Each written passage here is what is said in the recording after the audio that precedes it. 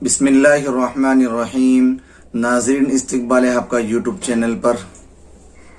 اس بات پر کوئی اختلاف نہیں کہ دنیا میں کوئی بھی فرد، کوئی بھی انسان جب کچھ بہت اچھا کرنے کا ارادہ کرتا ہے تو سب سے پہلے ضرورت پڑتی ہے خود شناسی کی، خود کو جاننے کی، اپنے آپ کو جاننے کی، پہچاننے کی، تاکہ اسے یہ پتا چلے کہ وہ کہاں جانا چاہتا ہے اور ابھی وہ کہاں ہے۔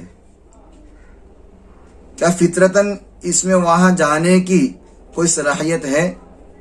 نیچرلی اس کے اندر وہاں جانے کی اور وہاں پہنچنے کی صلاحیت ہے کہ قدرت نے اسے وہ صلاحیت دے رکھی ہو؟ یہاں خود شناسی کا مطلب یہ ہے، خود کو جاننے کا مطلب یہ ہے کہ آپ کس قسم کے والدین ہیں۔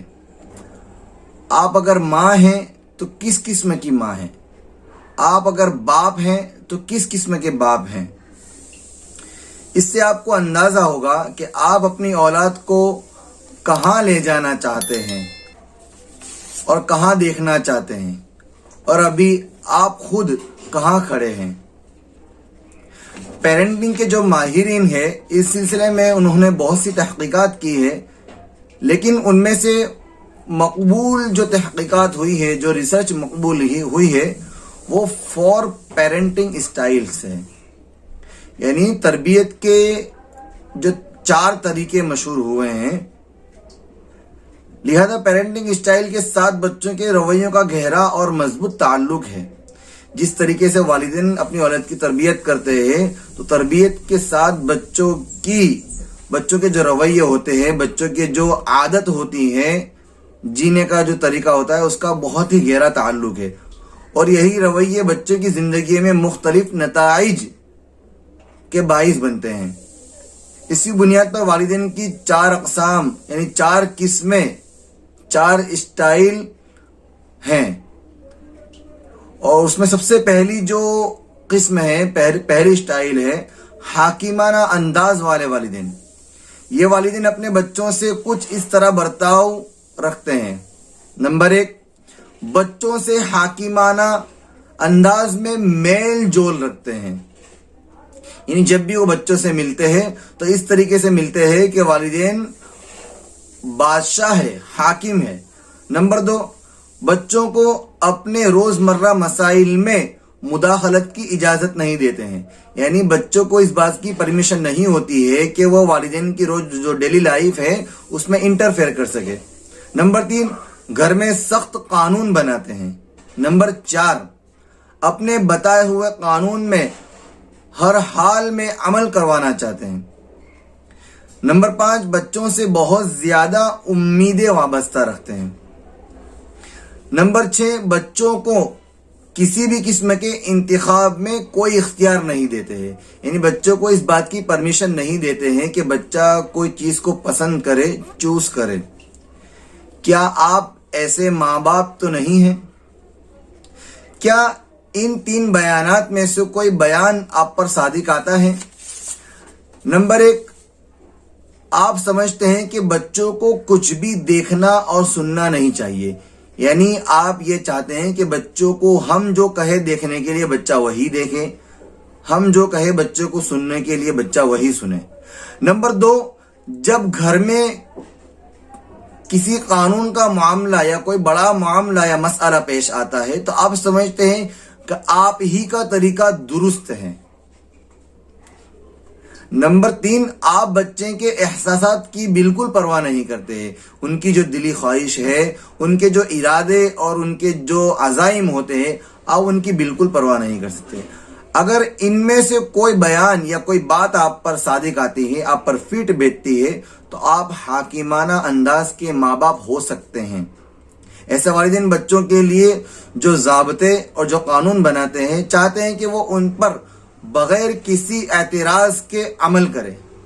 تاہم آپ یہاں کہہ سکتے ہیں، آپ یہاں پر یہ بات کہہ سکتے، یہ اشکال کر سکتے ہیں کہ اصول اور قانون تو اچھی چیز ہے، اور آپ کہتے ہیں کہ اصول اور قانون اچھی چیز نہیں ہے۔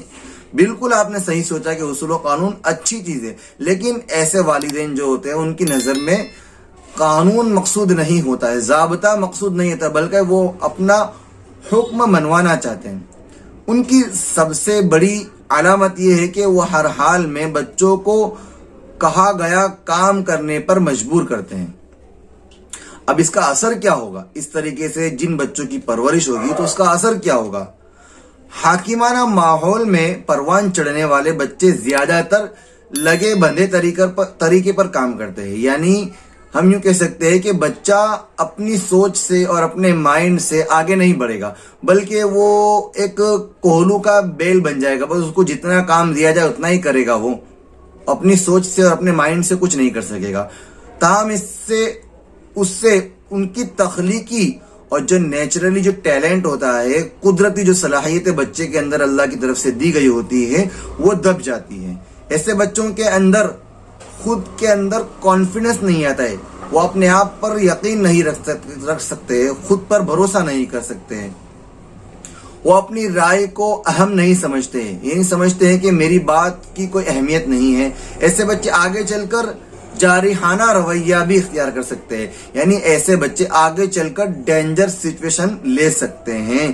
یہ بچے مستقبل میں جب ان کے پاس کوئی اختیار آتا ہے، ان بچوں کے پاس جب فیوچر میں کوئی پاور آتا ہے، تو خود کو بہتر کرنے اور بدلنے کی بجائے اکثر اپنے والدین کے برتاؤ پر، یعنی جس طریقے سے ان کے والدین نے ان پر برتاؤ اور ان کے پر سختی کی ہے، غصہ کرنے لگتے ہیں اور اکثر اس کا بدلہ دوسروں سے لیتے ہیں۔